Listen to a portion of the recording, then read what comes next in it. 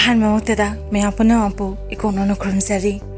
Ngasisu mayam gidamakta Pangkhokla utigi teresu basaru Shuktani buduna laksare.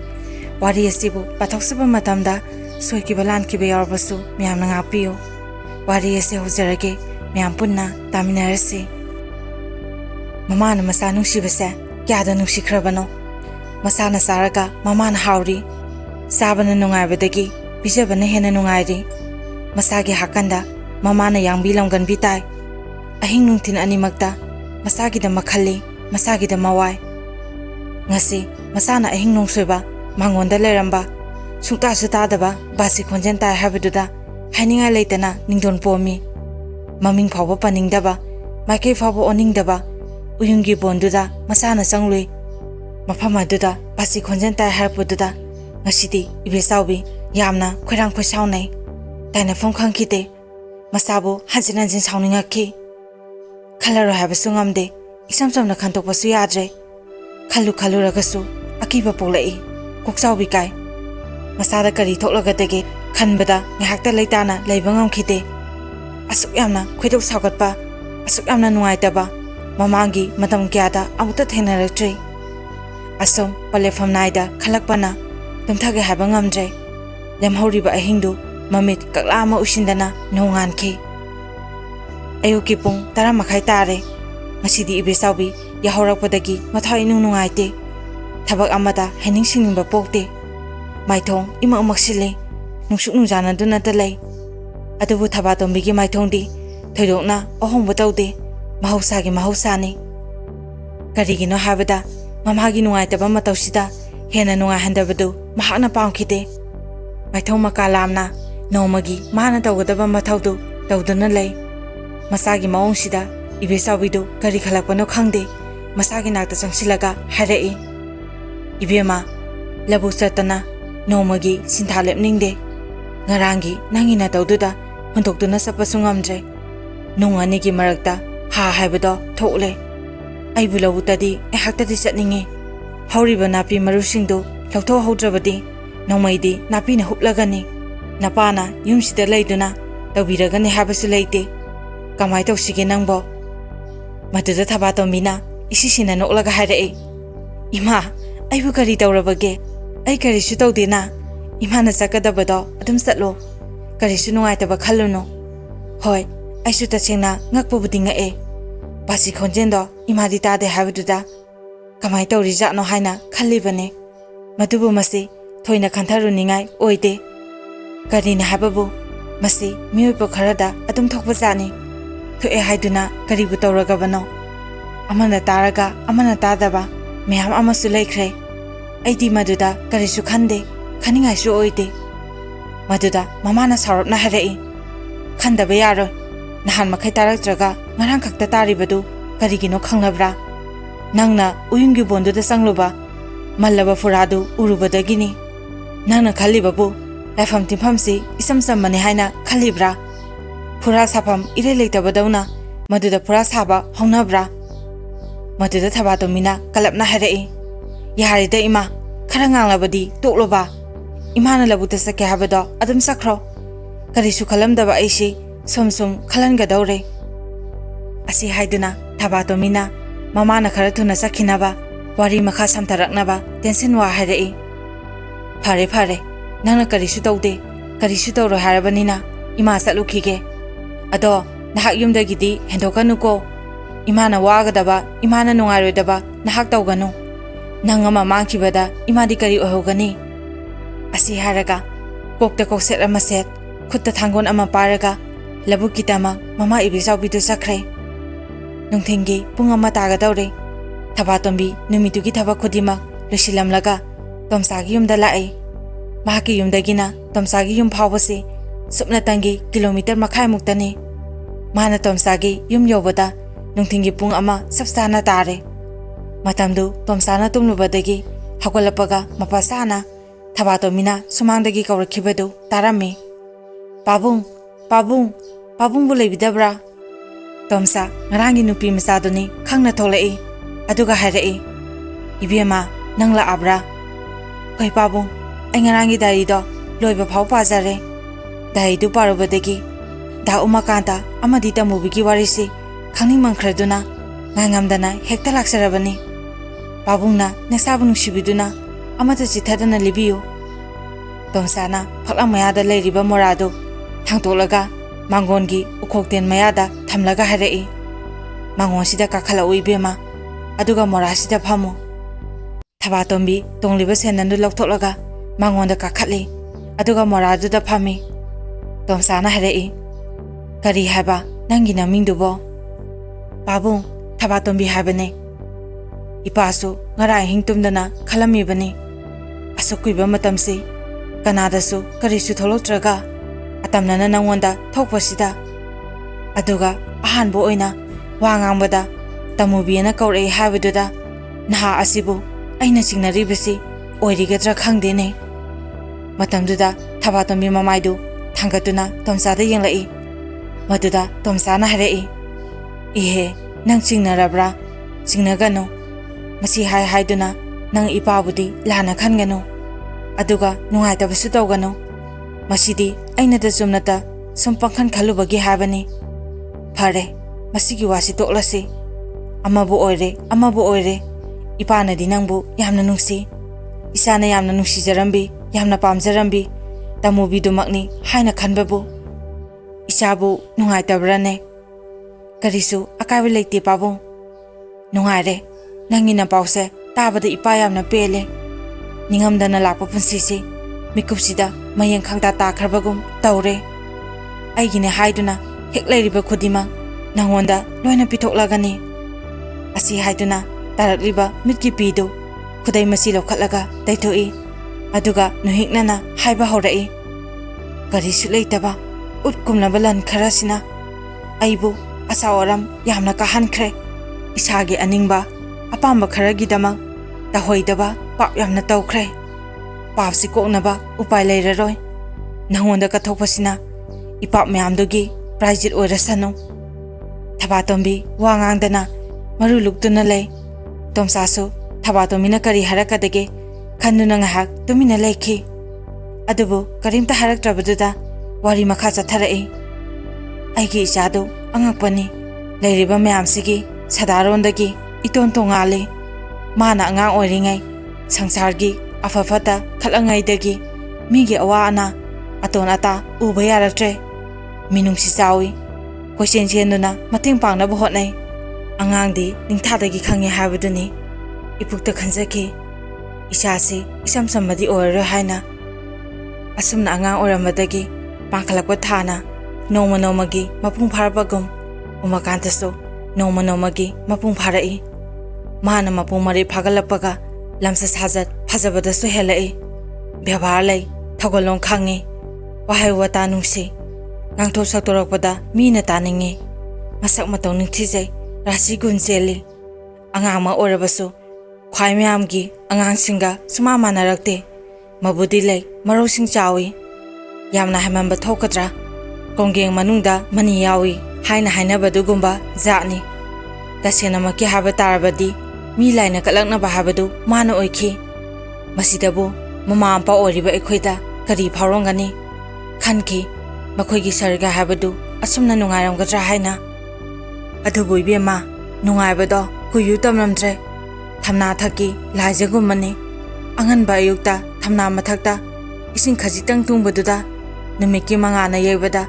kyada phajakraba adubu phajai ningthijai khanjabada mangairi matamgi akanba nungsit ama laktuna ising ipakta puthaki adugumladuna karisu leitabi tamubi kawi nupi masa amana aigi sangchar punamak lekha tahankhrai matamduda ahak tension yamna wangki sauning mane hemankhibadagi koksida afafata khanthanabagi sang yamna nemki ahak aduk hangna ahenba pamba yamna asawaram kaba misaktudi natkhidabani karimta lokhatninga yawdabi nupi masaduda mana ngawduna leikhibaduda thamoise prok chakhibani asoba leina ama narabagum tumba yakhide sabagi hapum khangkhide aidi kharabu phari apopi mamadi pura lore kuchu taikhi maithong ka hatkhi meko khuding laimang kangduna talekhi karimta wataba imungda ꯅꯨꯡꯉꯥꯏꯐꯝ ꯂꯩꯇꯕ ꯏꯃꯨꯡꯗꯣ ꯑꯩꯒꯤ ꯏꯃꯨꯡꯅ ꯑꯣꯏꯈꯤ ꯃꯁꯦ ꯍꯥꯏꯕꯗ ꯂꯥꯏꯔꯕꯅꯤ ꯃꯇꯝ ꯑꯗꯨꯗꯗꯤ ꯍꯥꯏꯅꯤꯡꯉꯥꯏ ꯂꯩꯇꯅ ꯋꯥꯈꯤꯕꯅꯤ ꯅꯪꯁꯨ ꯑꯃꯨꯛꯇ ꯈꯜꯂꯒ ꯌꯦꯡꯉꯨ ꯑꯁꯨꯛ ꯆꯥꯎꯕ ꯃꯃꯥ ꯃꯄꯥ ꯑꯅꯤꯒꯤ ꯑꯁꯥꯗ ꯃꯥꯅ ꯇꯧꯔꯛꯏꯕ ꯃꯑꯣꯡ ꯑꯁꯤꯗ ꯀꯔꯤ ꯑꯣꯏꯔꯝꯒꯗꯒꯦ ꯍꯥꯏꯕꯗꯣ ꯍꯥꯏꯐꯝ ꯈꯪꯈꯤꯗꯦ ꯇꯧꯐꯝ ꯈꯪꯗꯦ ꯀꯣꯛ ꯌꯥꯝꯅ ꯆꯤꯛꯍꯟꯈꯤ ꯃꯤꯊꯣꯏ ꯃꯤꯍꯦꯟꯕ ꯑꯆꯪꯕ ꯏꯆꯥꯅꯨꯄꯥ ꯑꯃ ꯐꯪꯖꯔꯦ ꯈꯟꯅ ꯍꯔꯥꯎꯖꯔꯨꯕꯕꯨ ꯂꯨꯈꯥꯀꯣꯝ ꯑꯃꯗ ꯀꯨꯟꯗꯨꯅ ꯂꯩꯊꯣꯛꯈ꯭ꯔꯦ ꯃꯁꯤꯗꯕꯨ ꯃꯃꯥ ꯃꯄꯥ ꯑꯣꯏꯔꯤꯕ ꯑꯅꯤꯗꯨꯕꯨ ꯀꯔꯤ ꯑꯣꯏꯐꯝ ꯊꯣꯛꯄꯒꯦ ꯃꯄꯥ ꯑꯃ ꯑꯣꯏꯅ ꯑꯩꯍꯥꯛꯅ ꯄꯥꯡꯒꯜ ꯁꯛꯇꯤ ꯁꯤꯖꯤꯟꯅꯗꯨꯅ ꯂꯨꯈꯥꯀꯣꯝ ꯑꯗꯨꯗꯒꯤ ꯃꯍꯥꯛꯄꯨ ꯆꯤꯡꯈꯠꯅꯕ ꯀꯟꯅ ꯍꯣꯠꯅꯈꯤ ꯑꯗꯨꯕꯨ ꯄꯨꯝꯅꯃꯛ ꯎꯠꯇꯒꯤ ꯍꯥꯏꯕꯒꯨꯝ ꯊꯣꯛꯈꯤ ꯅꯨꯡꯗ ꯏꯁꯤꯡ ꯆꯥꯏꯕꯒꯨꯝ ꯇꯥꯈꯤ ꯀꯔꯤꯁꯨ ꯎꯄꯥꯏ ꯂꯩꯈꯤꯗꯦ ꯃꯥꯅ ꯂꯦꯞꯈꯤꯕꯅ ꯈꯣꯡꯐꯝ ꯑꯗꯨꯗꯒꯤ ꯏꯟꯆꯤ ꯑꯃ ꯐꯥꯎꯕ ꯂꯦꯡꯍꯟꯕ ꯉꯝꯈꯤꯗꯦ ꯃꯥꯒꯤ ꯑꯁꯦꯡꯕ ꯅꯨꯡꯁꯤꯕꯒꯤ ꯄꯥꯡꯒꯟꯗꯣ ꯌꯥꯝꯅ ꯀꯟꯈꯤ ꯃꯍꯥꯛꯀꯤ ꯃꯥꯌꯣꯛꯇ ꯈꯨꯗꯤꯡꯃꯛꯅ ꯃꯥꯏꯊꯤꯈꯤ ꯅꯣꯡꯃ ꯏꯀꯥꯏ ꯏꯈꯤ ꯑꯁꯣꯛ ꯑꯔꯦꯡ ꯌꯦꯡꯗꯅ ꯃꯃꯥ ꯑꯩꯈꯣꯏꯅꯤ ꯆꯪꯗꯨꯅ ꯃꯥꯒ ꯅꯤꯡꯉꯥꯏ ꯁꯪꯗꯥꯅꯔꯝꯃꯤ ꯑꯩꯅ ꯍꯥꯏꯈꯤ ꯉꯁꯤꯗꯤ ꯑꯩ ꯅꯉꯣꯟꯗ ꯋꯥ ꯈꯔ ꯍꯥꯏꯒꯦ ꯑꯩ ꯅꯉꯣꯟꯗ ꯀꯟꯅ ꯍꯥꯏꯅꯤꯡꯗꯕꯅꯤ ꯑꯗꯨꯕꯨ ꯍꯥꯏꯗꯕ ꯉꯥꯡꯗꯕ ꯌꯥꯔꯛꯇ꯭ꯔꯕꯒꯤ ꯍꯥꯏꯒꯗꯧꯔꯤꯕꯅꯤ ꯃꯤ ꯍꯥꯏꯕꯁꯤ ꯏꯖꯠ ꯃꯥꯡꯅ ꯍꯤꯡꯉꯣꯏꯗꯕꯅꯤ ꯏꯖꯠ ꯃꯥꯡꯅ ꯍꯤꯡꯒꯗꯕꯒꯤ ꯁꯔꯨꯛꯄꯨꯗꯤ ꯁꯤꯈꯤꯕꯅ ꯁꯔꯨꯛ ꯆꯥꯝꯃ ꯍꯦꯟꯅ ꯐꯩ ꯏꯖꯠ ꯃꯥꯡꯈ꯭ꯔꯕ ꯍꯥꯏꯕꯁꯦ ꯄꯨꯔꯥ ꯂꯣꯏꯔꯕꯅꯤ ꯏꯀꯥꯏ ꯈꯪꯗꯕꯒꯤ ꯍꯤꯡꯉꯤꯕ ꯍꯥꯏꯕꯗꯨꯅꯤ ꯃꯗꯨꯗ ꯎꯃꯥꯀꯥꯟꯇꯅ ꯀꯔꯝꯕ ꯋꯥꯐꯝꯗꯅꯣ ꯄꯥꯕꯨꯡ ꯇꯨꯃꯤꯟ ꯂꯩꯌꯨ ꯅꯪ ꯑꯩꯒꯤ ꯏꯆꯥꯅꯤ ꯅꯪꯒꯤ ꯄꯨꯛꯅꯤꯡ ꯋꯥꯈꯟꯕꯨ ꯑꯩꯅ ꯀꯔꯝꯅ ꯈꯪꯂꯣꯏꯗꯧꯔꯤꯕꯅꯣ ꯑꯗꯨꯛ ꯇꯨꯀꯠꯆꯕ ꯑꯗꯨꯛ ꯋꯥꯈꯟ ꯌꯥꯎꯗꯕ ꯏꯆꯥꯅꯤꯐꯥꯎ ꯍꯥꯏꯅꯤꯡꯗꯦ ꯅꯪꯒꯤꯗꯃꯛ ꯑꯩꯅ ꯏꯀꯥꯏꯕꯤ ꯃꯇꯝ ꯑꯁꯤꯗ ꯃꯃꯥꯅ ꯑꯃꯨꯛ ꯉꯥꯡꯁꯤꯜꯂꯛꯏ ꯅꯍꯥꯛꯁꯦ ꯑꯁꯥ ꯆꯥꯎꯅ ꯌꯣꯜꯂꯛꯄꯅꯤ ꯆꯥꯕ ꯃꯁꯦ ꯁꯦꯠꯄ ꯃꯁꯦ ꯏꯌꯥꯗ ꯍꯨꯛꯀꯗꯕ ꯀꯌꯥ ꯅꯉꯣꯟꯗ ꯏꯜꯂꯛꯈꯤꯕꯅꯤ ꯅꯨꯄꯤ ꯃꯆꯥꯗꯨ ꯂꯩꯇꯦ ꯂꯥꯏꯔꯦ ꯍꯟꯅ ꯌꯦꯡꯕꯗ ꯀꯅꯥꯁꯨ ꯂꯩꯇ꯭ꯔꯦ ꯇꯣꯜꯂ ꯇꯥꯔꯕꯤꯅꯤ ꯍꯥꯏꯕꯗꯨ ꯀꯔꯤꯁꯨ ꯀꯥꯏꯗꯦ ꯆꯨꯝꯅꯒꯤ ꯃꯤꯅꯨꯡꯁꯤ ꯎꯠꯐꯝ ꯊꯣꯛꯄꯗꯨ ꯑꯗꯨꯝꯃ ꯎꯠꯂꯨ ꯃꯇꯦꯡ ꯑꯣꯏꯅꯕ ꯄꯤꯐꯝ ꯊꯣꯛꯄꯗꯨ ꯑꯗꯨꯝꯃ ꯄꯤꯌꯨ ꯏꯃꯥꯅꯁꯨ ꯀꯔꯤꯁꯨ ꯍꯥꯏꯔꯣꯏ ꯑꯗꯨꯗꯤ ꯅꯠꯇꯗꯅ ꯅꯁꯥꯒꯤ ꯍꯛꯆꯥꯡ ꯇꯪꯈꯥꯏ ꯑꯣꯏꯒꯅꯤ ꯄꯨꯟꯁꯤ ꯈꯣꯡꯂꯣꯏ ꯑꯣꯏꯒꯅꯤ ꯍꯥꯏꯕꯁꯤꯕꯨ ꯏꯃꯥꯕꯨ ꯀꯔꯝꯅ ꯍꯤꯡꯉꯣ ꯍꯥꯏꯕꯒꯦ ꯃꯃꯥꯒꯤ ꯋꯥꯍꯩꯁꯤ ꯂꯣꯏꯔꯛꯄꯗ ꯑꯩꯅ ꯑꯃꯨꯛ ꯃꯈꯥ ꯇꯥꯈꯤ ꯑꯩꯅ ꯌꯥꯗꯦ ꯍꯥꯏꯔꯤꯕꯁꯤꯅꯤ ꯑꯄꯪꯕ ꯃꯄꯥꯟ ꯊꯣꯛꯂꯛꯀꯅꯨ ꯀꯅꯥꯅꯁꯨ ꯅꯪꯕꯨ ꯃꯤ ꯑꯣꯏꯅ ꯉꯥꯡꯅꯔꯣꯏ ꯑꯗꯨꯗꯤ ꯂꯥꯏꯗꯅ ꯋꯥꯈꯟ ꯈꯟꯕ ꯉꯝꯗꯕ ꯑꯉꯥꯎꯕ ꯐꯥꯎꯕꯅꯁꯨ ꯅꯪꯒꯤ ꯋꯥꯈꯟꯗꯨ ꯂꯩꯔꯝꯃꯣꯏ ꯑꯗꯨ ꯀꯣꯛ ꯌꯥꯎꯗꯕ ꯅꯪꯕꯨ ꯃꯤꯔꯣ ꯃꯃꯥꯅ ꯑꯃꯨꯛ ꯉꯥꯡꯁꯤꯜꯂꯛꯏ ꯑꯩꯈꯣꯏ ꯑꯗꯨꯛ ꯍꯥꯛꯅ ꯑꯍꯦꯟꯕ ꯄꯥꯝꯕ ꯅꯠꯇꯦ ꯅꯨꯄꯤ ꯃꯆꯥꯗꯨꯕꯨ ꯃꯤ ꯑꯃꯅꯤ ꯅꯨꯄꯤ ꯑꯃꯅꯤ ꯍꯥꯏꯗꯨꯅ ꯀꯔꯤꯗ ꯂꯧꯈꯠꯅꯤꯡꯉꯥꯏ ꯂꯩꯕꯒꯦ ꯑꯩꯒꯤꯁꯦ ꯃꯥꯕꯨ ꯌꯥꯝꯅ ꯍꯟꯊꯅ ꯍꯥꯏꯅꯤꯡꯅ ꯍꯥꯏꯕꯁꯨ ꯅꯠꯇꯦ ꯅꯪꯒꯤ ꯅꯑꯣꯡꯗꯨꯗ ꯍꯥꯏꯕꯅꯤ ꯃꯔꯜ ꯂꯩꯇꯕ ꯃꯍꯩ ꯍꯩꯇꯕ ꯄꯨꯄꯥꯡ ꯁꯨꯗꯕ ꯀꯔꯤꯁꯨ ꯀꯥꯏꯗꯦ ꯃꯁꯛꯇꯨꯗꯗꯤ ꯐꯖꯔꯝꯃꯨꯗꯅ ꯑꯗꯨꯁꯨ ꯅꯠꯇꯕ ꯃꯥꯕꯨ ꯏꯃꯧꯅꯦ ꯍꯥꯏꯗꯨꯅ ꯃꯥꯡ ꯊꯥꯅ ꯄꯨꯕ ꯏꯃꯥꯁꯨ ꯉꯝꯂꯣꯏ ꯅꯪ ꯈꯛꯇꯒꯤ ꯏꯖꯠ ꯃꯥꯡꯕꯗ ꯅꯠꯇꯅ ꯂꯩꯀꯥꯏ ꯑꯁꯤꯅ ꯁꯟꯃꯥꯟ ꯇꯧꯅꯔꯤꯕ ꯏꯃꯨꯡ ꯑꯁꯤꯒꯤ ꯏꯖꯠꯁꯨ ꯄꯨꯔꯥ ꯂꯣꯏꯒꯗꯧꯔꯤꯕꯅꯤ ꯅꯃꯥ ꯅꯄꯥ ꯑꯅꯤꯃꯛꯅ ꯐꯤꯔꯨꯛ ꯈꯨꯝꯗꯨꯅ ꯆꯠꯄꯗꯨꯔꯣ ꯅꯪꯅ ꯄꯥꯝꯂꯤꯕꯁꯦ ꯅꯪ ꯏꯃꯥꯕꯨ ꯊꯨꯅ ꯁꯤꯕ ꯄꯥꯝꯂꯕ꯭ꯔꯥ ꯑꯩꯅ ꯑꯃꯨꯛ ꯈꯣꯜ ꯀꯜꯂꯞꯅ ꯍꯥꯏꯈꯤ ꯌꯥꯔꯦ ꯃꯃꯥ ꯃꯁꯤꯗꯒꯤ ꯍꯦꯟꯅ ꯀꯔꯤꯁꯨ ꯍꯥꯏꯅꯤꯡꯉꯥꯏ ꯂꯩꯇꯦ ꯅꯨꯄꯤ ꯃꯆꯥꯗꯨ ꯌꯨꯝꯁꯤꯗ ꯄꯨꯁꯤꯜꯂꯛꯄ ꯁꯨꯡꯌꯥ ꯌꯥꯔꯣꯏ ꯅꯪ ꯑꯩꯒꯤ ꯏꯆꯥꯅꯤ ꯃꯁꯤꯗꯒꯤ ꯍꯦꯟꯅ ꯑꯍꯦꯟꯕ ꯋꯥ ꯍꯥꯏꯍꯟꯒꯅꯨ ꯑꯁꯥꯎꯕ ꯍꯥꯏꯕꯁꯤꯅ ꯍꯦꯜꯂꯛꯂꯕꯗꯤ ꯄꯨꯝꯅꯃꯛ ꯄꯨꯃꯥꯡ ꯃꯥꯡꯒꯅꯤ ꯀꯔꯤꯁꯨ ꯀꯥꯟꯅꯔꯣꯏ ꯉꯁꯥꯏ ꯃꯈꯩ ꯎꯃꯥꯀꯥꯟꯇꯗꯨ ꯃꯔꯨ ꯂꯨꯛꯇꯨꯅ ꯇꯨꯃꯤꯟꯅ ꯇꯥꯗꯨꯅ ꯂꯩꯔꯝꯕꯅꯤ ꯑꯗꯨꯕꯨ ꯇꯥꯗꯨꯅ ꯁꯨꯝ ꯂꯩꯕ ꯉꯝꯂꯛꯇ꯭ꯔ ꯃꯥꯜꯂꯦ ꯇꯞꯅ ꯍꯥꯏꯔꯛꯏ ꯌꯥꯔꯦ ꯄꯥꯕꯨꯡ ꯇꯣꯛꯄꯤꯔꯣ ꯅꯆꯥ ꯀꯔꯤꯒꯨꯝꯕ ꯑꯃꯠꯇ ꯍꯪꯒꯠꯆꯒꯦ ꯍꯪꯒꯠꯂꯛꯇ꯭ꯔꯁꯨ ꯌꯥꯔꯦ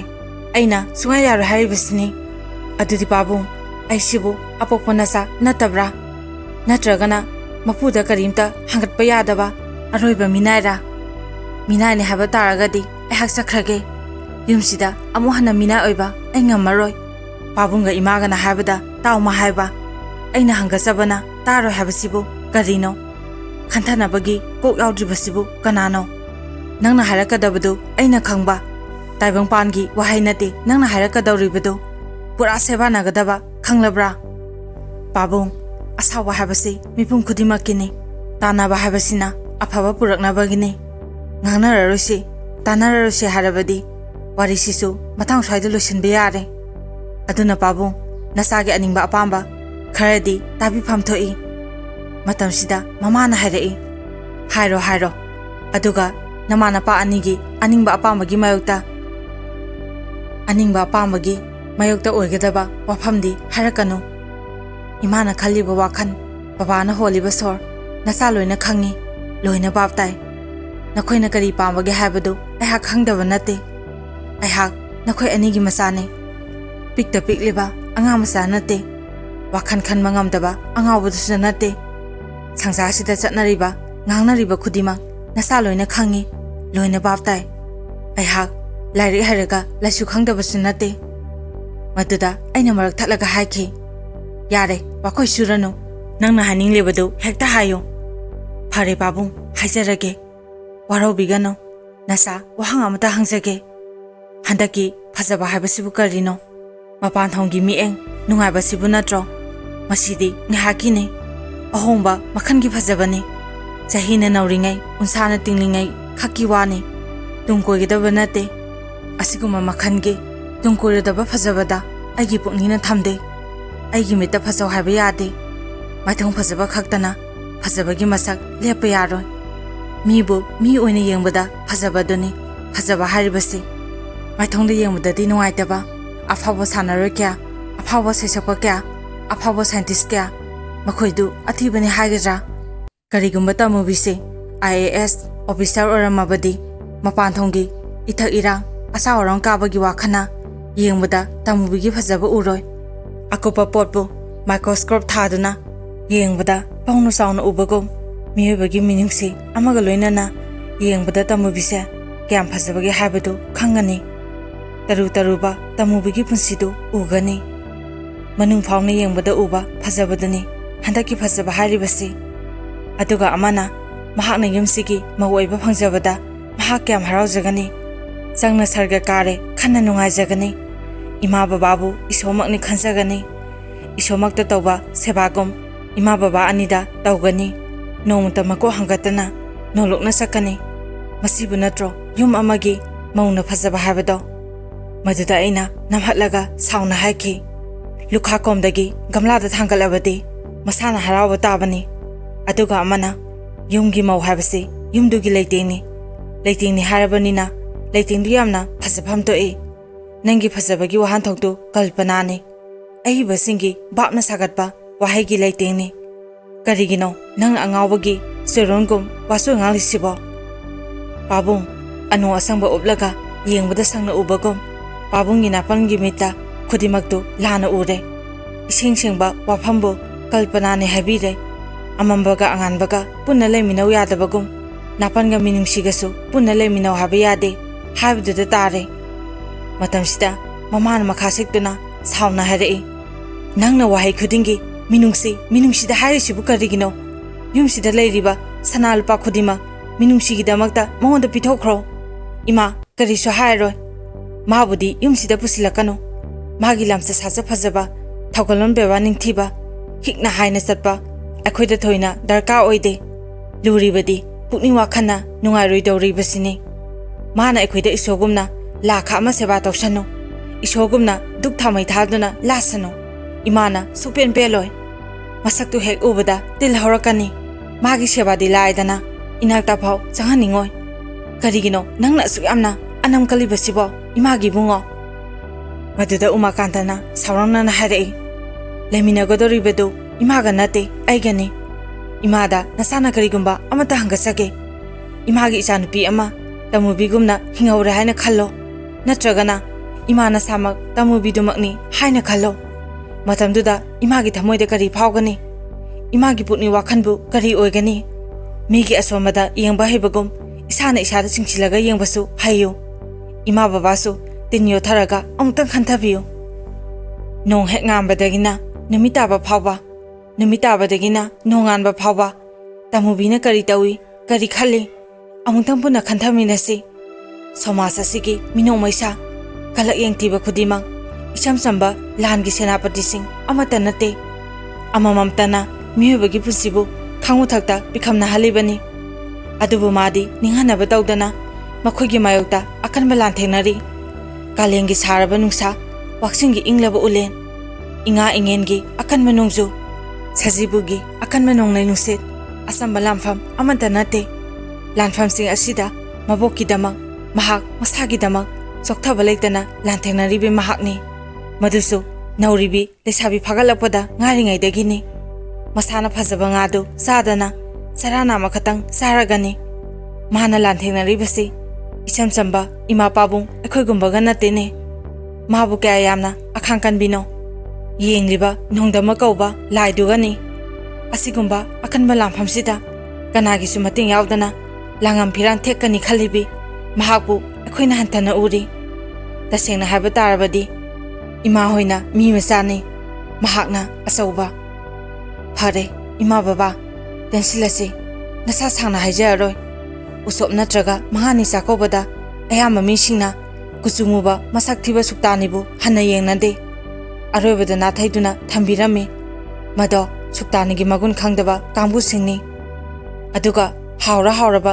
मथेनसिंगदुबु नाथैदुना थमलगा कुचुमुबा मसक थीबा अयाम्बा मीसिंगनासु खुदाबिद्रबा सुक्तानीदुदा लामा लामागा चाजबा सुक्तानीबु का हेना पामजबा मिसक्तु नसाने हाना खनबिरो मथांग असिदा पंखोला उतिगी 3 सरुक सुक्तानी म्यामदा ताहनजबा लोइजरे पंखोला उतिगी 9 सरुक मपानगी वानी मनुंगदी सनानी हारिबा वारी असि बुदुना लाक्सगे मयाम पुनमक ngaiduna leibiramo